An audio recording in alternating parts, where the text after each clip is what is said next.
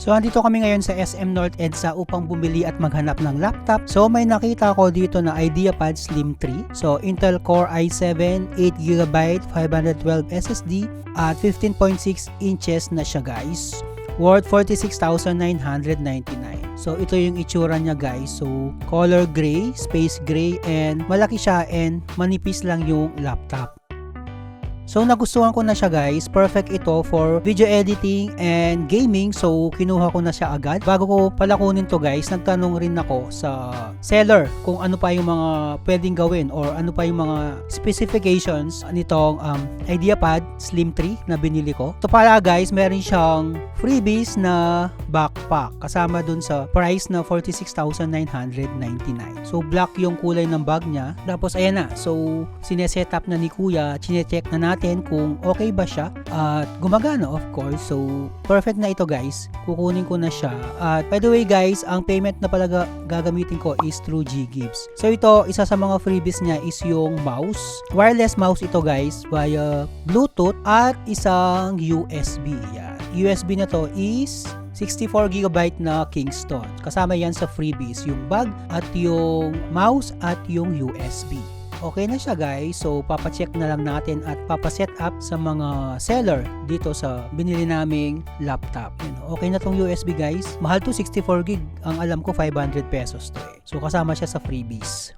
So ayan na nga, since okay na siya, yun, nagustuhan ko naman yung freebies, ipapaset up na natin. Pero guys, by the way guys, di ba sinabi ko sa inyo kanina na 8GB lang siya. So ang ginawa ko, pinadagdag ko kay kuya ng additional 16GB para mas lalo siyang bumilis, no? Yung 16GB RAM, it will cost 2,500 pesos. So mura na yun guys, no? So hindi pa kasama sa package sa price na original price na 46,999. So sineset up na ni kuya yung ating bagong biling laptop. So i-add na niya yung additional na 24GB na pinadagdag ko. So yan guys, habang sineset up na siya, napag-isip-isip ko na hindi ko naman kailangan ng USB kasi meron naman akong hard drive or hard disk na pwede na rin siguro yon. So hindi naman ako, sa work ko kasi hindi naman kailangan ng USB bilang pag-transfer since may online transfer na naman tayo, yung G Drive. So gusto kong palitan yung USB ng ibang mga freebies kung pwede. So ayan, ang linaw ng camera niya, no? Para sa mga Zoom meetings nyo. Tapos yun yung display niya guys, no? Ang linaw. Chinecheck lahat, no? Make sure na bago nyo kunin guys, bago nyo bilhin, kailangan talagang may setup muna lahat at mai-check lahat ng mga kailangang i-check, yung mga software kung meron man, yung mga specification nito kung tama dun sa nakasulat, at syempre kung gumagana ito at perfect pagkakagawa ng laptop. Syempre isa-set up pa yung mga emails, yung mga Microsoft account. So nagpatulong na ako kay kuya para mapabilis yung ating pag-set up ng ating bagong laptop. So ayan, habang sineset up niya, nagtanong din ako kung pwedeng palitan to ng iba pang mga freebies. So sabi ni kuya, okay naman daw basta same price nung USB kasi yung USB is 500 pesos. So naghanap kami ng mas ka price ng 500 pesos which is yung wired keyboard. So meron na siyang, may nakita kami ditong wired na keyboard at mouse. So package na siya. Ang price nito is 550 pesos. Yung USB kasi is 500 lang. So kulang pa kami ng 50 pesos pero sabi ni Kuya JB is okay na daw yun. So discount na yung 50 pesos. Siya nang bahala. So ito na yung pinili ko guys. Instead of USB is yung wired keyboard and mouse. Yung ano niya, yung freebies niya is yung mouse, bag at saka yung keyboard na. So ayun na guys, fully ano na siya, updated at nai-set up na ni Kuya yung ating laptop. So ayun, napakaganda, napakakinis, no? Excited na akong gamitin siya sa work from home at sa online job and of course sa office. So nafi-flip pala ito ng, alam ko 180 degrees ata, pero hindi ko pa siya na-try yung kung paano siya gamitin at pinakita niya yung RAM na nalagdagan na siya ng additional 16, so 24GB na siya. So ayan, so ready na to use, so pwede na siyang kunin. Ang gagawin ko na lang is magbabayad na lang ako dun sa counter. So ayun na guys, all is done, all is well. So perfect na siya, pwede na siyang gamitin. So samahan nyo na akong magbayad sa counter via GGives.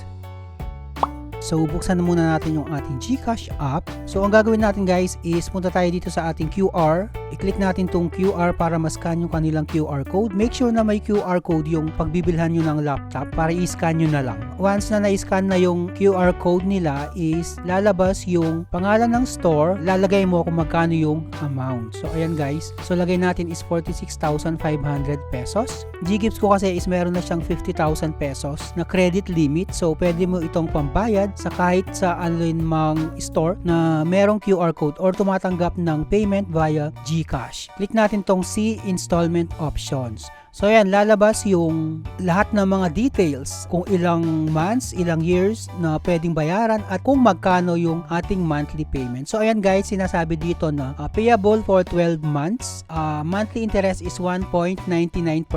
So ang lalabas is 4,800.35 per month payable within 12 months. Medyo malaki siya guys, no? Ang tubo niya is 11,104.20. So ayan guys, i-click lang natin tong I agree to the disclosure, click natin tong pay with Ggives. So lalabas yung ating verification code sa ating registered GCash number. Pagka-type natin guys, so ayan, ito na yung resibo. Papakita mo lang to sa seller na binilhan mo at okay na. Mapupunta na sa kanila yung kabuang 46,500 pesos. Which is discounted price to guys ha. Baka nagtataka kayo. Yung 46,000 pesos na to, kasama na dun yung 2,500 pesos na additional 24GB RAM at yung minus na 3,000 pesos na discounted price dahil nga cash natin siyang binili. So ayan guys, okay na siya. So punta na tayo dun kay Kuya J para iayos at kunin na yung ating laptop.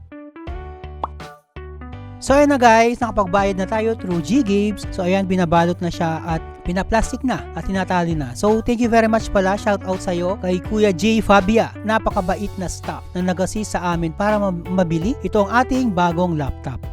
Alright guys, so nasa inyong harapan na. Ito na yung laptop na binili ko sa SM North, no. Itong 15.5 IdeaPad Slim 3. So actually may review na ako dito guys. Nauna lang na na i-present ko sa vlog ko. Kindly click na lang yung link sa baba para makita nyo yung kanyang specification at yung unboxing and quick review. So ngayon guys, pinakita ko lang sa inyo yung paano nga ba ito i-avail via Ggives. So sa mga nagtatanong, no, ang kagandahan sa Ggives kasi guys, parang nag-a-act na siya as full payment. Sa atin lang yung magiging partial payment. Ang nangyari is finally paid mo na siya. Make sure na yung pupuntahan nyo or pagbibilhan nyo is may discounted price kapag nagbayad kayo ng cash. I paid via Ggives. Binigyan nila ako ng 3,000 pesos discount kasi nga fully paid yung nangyaring payment. Magkakaroon tayo ng discount at yung discount na yun pwede mong ibawas dun sa charge na ibinigay ng Ggives. So ayan guys, so hopefully nakatulong tong ang vlog ko na to para sa mga nagnanais na kumuha ng installment via Ggives. So if may mga additional questions pa kayo, so kindly comment na lang sa baba and sasagutin ko lahat yan.